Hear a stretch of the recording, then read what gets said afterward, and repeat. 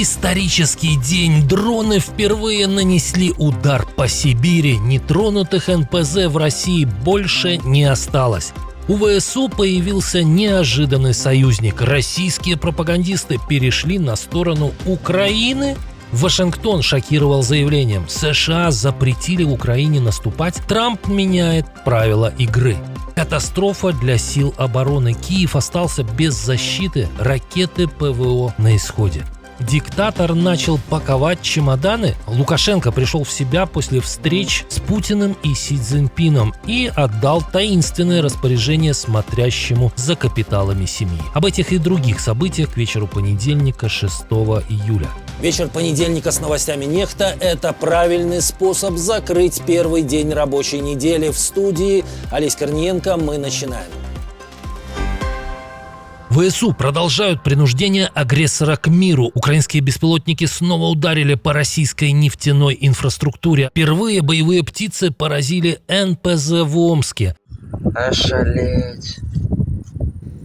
А это минимум 2500 километров от границы Украины. Ранее БПЛА уже долетали сюда, но нанести повреждения заводу не получалось. Нефтезавод он подорвали. Ой, бабушки мои! Омский завод был последним из крупнейших российских НПЗ, до которых не дотягивались дальнобойные санкции Киева. Одной из главных целей этой ночью стал Ярославский НПЗ, входящий в пятерку крупнейших таких заводов в стране. Сюда, по данным местного губернатора, рвались более 7 десятков беспилотников. Над предприятием был виден дым. Это уже как минимум 5-я атака на завод с декабря прошлого года. Одновременно под ударом оказалась малая родина Путина. Губернатору Ленинградской области пришлось признать повреждение инфраструктуры Лужского полигона, а также портов Усть-Луга и Высоцк, через которые проходят крупные объемы экспорта нефти и нефтепродуктов. Для нас это выглядит рутиной, но вот цифры. С начала текущего года российские нефтеперерабатывающие заводы подверглись ударам не менее 194 раз, а это в 11 раз больше, чем за аналогичный период прошлого года. Похоже, после этих новых атак топлива на АЗС в РФ больше не станет. А там россияне уже все чаще бросаются друг на друга не только с кулаками. В Славянске на Кубани пострадала от ножевых ранений женщина. Не поняла я, то ли она просто перекрыла заправляться, то ли это заправщица была. В общем, теперь на Славянске казаки стоят. А силовики уже хватаются за пистолеты. Давай, вот он я. Полицейский целится в детину с надписью «Россия» на майке. Согласитесь, символично.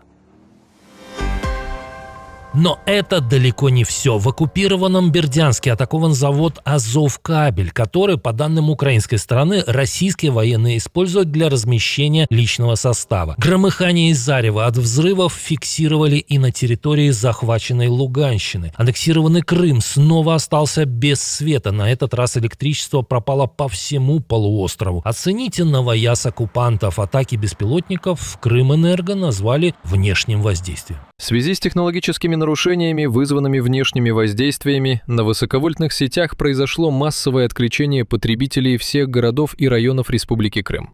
А гауляйтер Севастополя Развожаев призвал к жестким самоограничениям. Экономьте заряд телефонов, используйте гаджеты только для экстренной связи, отключите фоновые приложения, уберите яркость на минимум. Скорее всего, блэкаут в Крыму наступил после атак на Таврическую ТЭС и Симферопольскую ТЭЦ. Но украинские дроны ударили не только по энергетике. Пожары зафиксированы на авиабазе «Гвардейская» и в порту Керчи. Агрессоры второй раз за несколько дней ударили по сердцу Украины. Киев опять был атакован сотнями дронов и ракет. Погибли 10 человек, еще 46, в том числе 5 детей, получили ранения. В разных районах города разрушены и повреждены не менее 15 жилых домов. В Подольском районе обрушился целый подъезд 9-этажки. Под завалами продолжают искать людей. Пострадала и Киевская область, где погиб еще 1 человек. Враг использует все средства, чтобы уничтожить наш город. Минобороны России заявила, что целью удара были военные объекты и энергетическая инфраструктура. Среди стратегических объектов, по которым якобы бьет агрессор, кроме многоэтажек, была шоколадная фабрика «Рошен» Петра Порошенко. Это уже вторая массированная атака на Киев за последние несколько дней. В ночь на 2 июля российские ракеты и дроны также ударили по жилым кварталам столицы. Тогда погибли 31 человек, более 100 получили ранения. Та атака стала одной из самых смертоносных для Киева с начала полномасштабной войны. Завтра в столице Украины объявлен день траура. Для удара по матери городов русских так называемые защитники русских применили более 350 дронов и 68 ракет. Цирконы и баллистику сбить не удалось. По словам представителя воздушных сил ВСУ Юрия Игната, главная причина – острая нехватка ракет-перехватчиков для комплексов «Патриот». Причем этот дефицит наблюдается по всему миру. Военный отметил, что этим активно пользуется Россия, все чаще делая ставку именно на баллистические ракеты, которые гораздо сложнее сбивать. При этом с противодействием дронам и крылатым ракетам ситуация остается значительно лучше. По словам Игната, эффективность украинской ПВО по таким целям во время последней атаки была почти 100%. И служивших, и не служивших, и каждой твари по паре погонят всех. Призывал к мобилизации, а сам сбежал. Российского военблогера Егора Гузенко, известного под псевдонимом 13-й, объявили в розыск. Тот, кто годами топил за войну, самовольно оставил часть на Донецком направлении, где его подразделение участвовало в боях. До этого блогер регулярно призывал россиян активнее идти на войну и требовал от властей начать мобилизацию. Люди давно уже поняли, что за хуйня происходит, и сами сюда точно не пойдут. Контракт с Минобороны Гузенко подписал в конце 2024 года, чтобы избежать тюремного срока. Теперь, как сообщается, он сам находится в статусе самовольно оставившего воинскую часть. Ранее, после публикации постов с критикой российских властей, Гузенко пропал с радаров. Тогда его коллеги предположили, что его послали в мясной штурм. Но теперь оказалось, что Курилка жив. Во всяком случае, пока. В то время, когда Путин говорил с Трампом по телефону и делился с ним фантазиями о взятии Константиновки, второй человек в США хвалил Украину. В интервью The Times Джей Ди Венс заявил, что российские наступательные операции становятся все менее эффективными, а их результат, по его словам, приближается к нулю. Россияне платят очень высокую цену за каждый квадратный километр, который захватывают. И я считаю, что это потому, что Соединенные Штаты и НАТО поощряли Украину больше сосредоточиться на обороне, и этот подход оказался эффективным. При этом Венс вновь раскритиковал украинское контрнаступление 2023 года, назвав его стратегической и тактической катастрофой. По мнению вице-президента, тогда западные союзники и так нелюбимый сегодняшней администрации Байден ошиблись, поддержав идею той масштабной операции. У ВСУ появился неожиданный союзник. На сторону украинских защитников перешли российские пропагандисты. Им объявили благодарность, но все по порядку. 21 июня Волгоградский региональный телеканал подробно показал цеха предприятия «Титан Баррикады», включая оборудование и помещения, которые раньше были закрыты от посторонних глаз. В проекте «Информнапалм» оценили эту работу. Внимание! Важно! Выражаем благодарность региональному российскому каналу ГТРК «Волгоград ТРВ» и его главному редактору Артему Ямщикову. Из этого репортажа удалось узнать много интересного о текущей работе предприятия. Эта работа настолько понравилась силам обороны Украины, что уже 27 июня они решили безотлагательно лично посетить этот завод с помощью FP5 «Фламинго». В результате этого красивого полета было разрушено как минимум 2 корпуса предприятия. Оно производит, а скорее, нужно говорить, производило «Искандеры», пусковые установки для ракетных комплексов «Тополь-М» и «Ярс», тяжелые артиллерийские системы крупного калибра, морские артиллерийские установки и береговые противокорабельные комплексы. Как отблагодарить работников Волгоградского ТВ российское начальство, остается только гадать. Но следует не забыть и о военных военблогере Евгении Гольмане. Он в последние недели активно подсказывал ВСУ, куда нужно нанести следующий удар. Хотелось бы, чтобы наше руководство Омской области тщательно подошло к охране нефтезавода.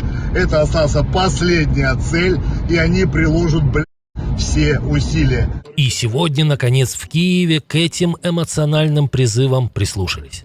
Завод горит. Все официально.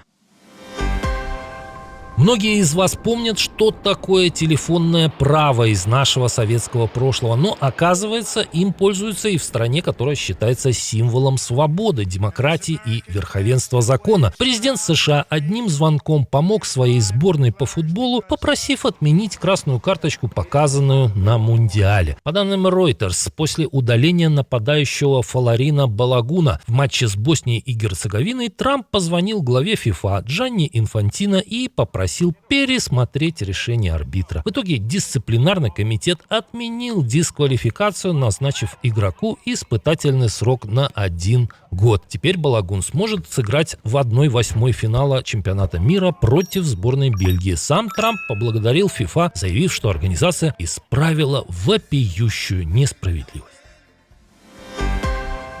И еще немного о спорте и политике. Но переносимся в Беларусь. За последнюю неделю ее диктатор повидался с Путиным, с товарищем Си, с руководителем Индонезии, и тут пришлось изрядно попотеть. И вот настало время Лукашенко встретиться с Лукашенко. Нет, Александр Григорьевич не просто посмотрелся в зеркало. Самопровозглашенный президент Лукашенко Александр Григорьевич встретился с президентом Национального олимпийского комитета Лукашенко Виктором Александровичем. Это не только хоккей, естественно. Президент НОК по совместительству является старшим из сыновей диктатора, и когда-то папаша очень жестоко воспитывал отпрыска. И не шлепок, а хороший ремень иногда тоже полезно для ребенка. Виктор часто получал, он от меня как старший. Судя по лицу этого 50-летнего мальчика, он до сих пор боится родителя. И что у нас на внешнем треке получается? Кто там нас не признают до сих пор. В другой стране было бы странно, что глава Национального спорткомитета курирует такие вопросы, но в Беларуси Виктор Лукашенко является не только старшим сыном, но и теневым решалой, смотрящим за семейным капиталом. Вот и в 2020-м, пока Коля с автоматом прикрывал собой папашу, работая охранником, Виктор улетал на Ближний Восток, там, где хранится все нажитое непосильным трудом. Вопрос государственный, который висит на тебе, это Оман, Арабские Эмираты, Африка отчасти. Как мы там работаем, как продвигаются проекты, о которых мы говорили в экономике. Вот и сейчас, после ультиматума Зеленского, после таинственной встречи с Путиным и необъявленного визита к Си, старый диктатор решил обсудить со старшеньким какие-то проекты на Ближнем Востоке. Похоже, опять припекает. А какие у вас версии? Спасибо, что досмотрели до конца. Увидимся утром.